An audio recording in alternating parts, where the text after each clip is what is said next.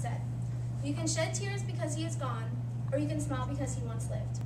You can close your eyes and pray that he will come back, or you can open your eyes and see all that he has left. Your heart can be empty because you can't see him, or you can be full of the love that you shared.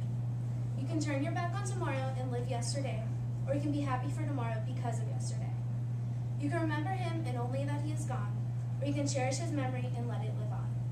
You can cry and close your mind, be empty and turn your back, or you can do what you would want, smile, open your eyes, love, and go on." Having spent my entire life with Uncle Tom, I know he wanted to be remembered as a man who was smart, kind, reliable, friendly, and loving. I know we all have been affected differently by his passing, whether you be a brother, an uncle, a cousin, or just a friend. But our memories of him will last a lifetime. I, like many of you, have memories of Uncle Tom that reflect how amazing he was. I always admired his ability to be the serious and most humorous person at the exact same time. Every Sunday we go down my grandparents to play cards. Usually we'd play with pennies and give them back at the end of the night, but not when Uncle Tom came. He would bring quarters, and whoever won the pot would keep it. He would come in with his "I came to win" baseball hat on, and he would play like he was in Vegas. But anytime he won, you could find him dancing around the room doing his traditional money dance. The memories that stand out most are the memories that show how family-oriented he was. Being 85, he really couldn't get out of the house that often, but every month he made a point to visit his brothers and sisters and have a McGlynn family tea party. They sat there for hours talking about life and the past and all their stories that they've all heard a million times. And although I have a million memories like these, the ones I truly cherish are the ones that show a side of Uncle Tom that not many people were blessed to see.